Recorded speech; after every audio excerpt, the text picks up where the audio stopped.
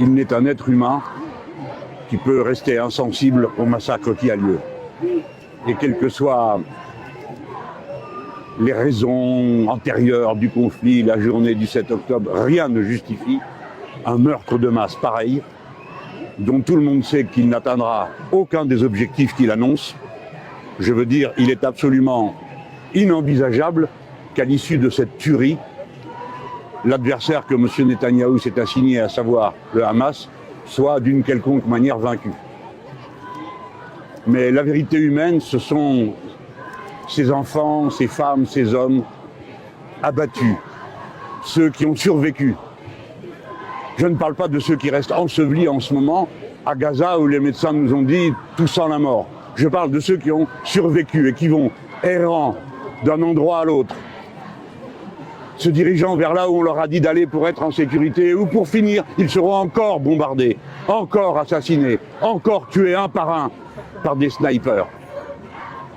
Il n'y a pas un être humain qui peut regarder ça et se dire c'est normal, ou se dire comme je l'entends sur certains réseaux que tout ça, ma foi, c'est la logique de guerre. Non, il est abominable que notre siècle commence par une tuerie pareille. Et je crois que c'est un bon signal que la position que vient de prendre le président de la République française, qui est conforme aux engagements internationaux de la France. Mais s'il le fait après 4 mois, c'est que lui-même, comme tous ceux qui ont soutenu cette opération au début, réalise qu'il s'agit d'un massacre de masse, qu'il s'agit d'un génocide.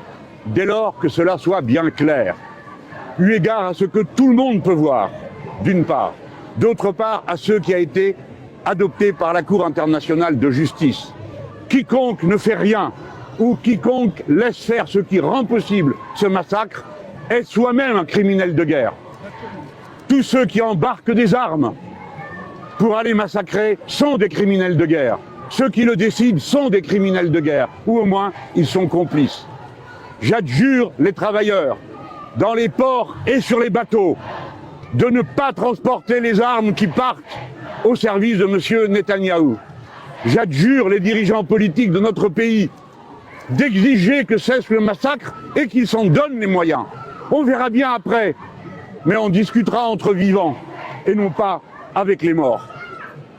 Voilà la parole que, par-dessus tout, nous souhaiterions tous autant que nous sommes ici, étant bien sûr des élus politiques, mais pères, mères de famille, compatissant à l'égard de toute cette souffrance, ayant entendu les médecins nous raconter comment ces enfants qui pourraient être les nôtres sont errants à la recherche d'une caresse, d'un câlin, de quelque chose qui les ramène dans l'humanité, alors qu'ils n'ont plus ni père, ni mère, ni grand-père, ni grand-mère, parce que tout le monde est mort. Voilà contre quoi nous sommes aujourd'hui en train de nous dresser. C'est au-delà de la politique. Nous pouvons faire quelque chose. Ne rien faire, c'est participer au meurtre.